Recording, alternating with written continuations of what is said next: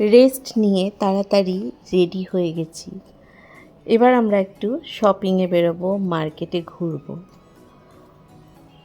হোটেলটার বাইরেটাও কিন্তু খুব সুন্দর। ওয়েট করছি ওরা আসলে বেরিয়ে যাব।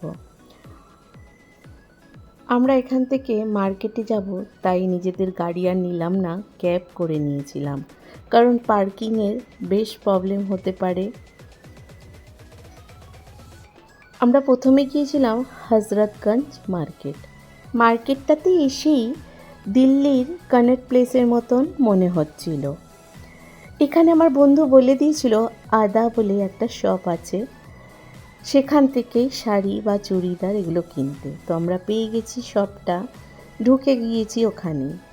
ওরা বারণ করলো ভিডিও করতে, তাই আর ওখানে ভিডিও করিনি। ওখান থেকে যা নেওয়ার নিয়ে আমরা বেরিয়ে এসেছি। মার্কেটটা কিন্তু বেশ বড়। আরও কিছু চিকেন কারির দোকান, সেখানেও ঢুকে পড়লাম। কি সুন্দর দেখুন, প্রত্যেকটা কাজই খুব সুন্দর। এই হলুদটা তো একদম পছন্দ হয়ে গেছে নাভিয়ার জন্যে। বাইরে চলছে ঈদের মেহেন্দি, কাল ঈদ, তাই সবাই মেহেন্দি লাগাচ্ছে। আর এই কারণেই ভীষণ ভিড় মার্কেটে। আমরা ওখান থেকে সবাই রিক্সা নিয়ে আমিনাবাদ যাচ্ছি।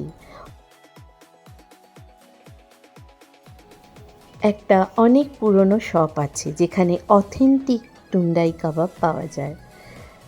পৌঁছে গেছি আমরা চকে। এখান থেকে হেঁটে মার্কেটটার ভেতরে যেতে হবে।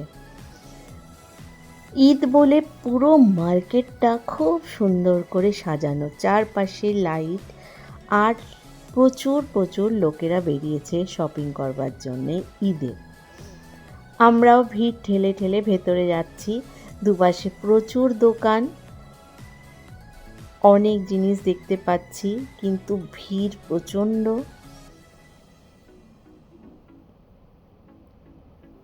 নানা রকমের লাইট দিয়ে মার্কেটটা কিন্তু সাজানো।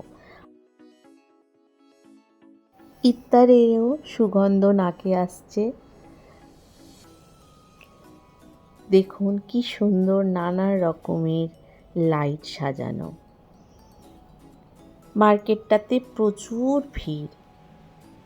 আস্তে আস্তে আমরা এগিয়ে যাচ্ছি ওই শপটার দিকে। পেয়ে গেলাম।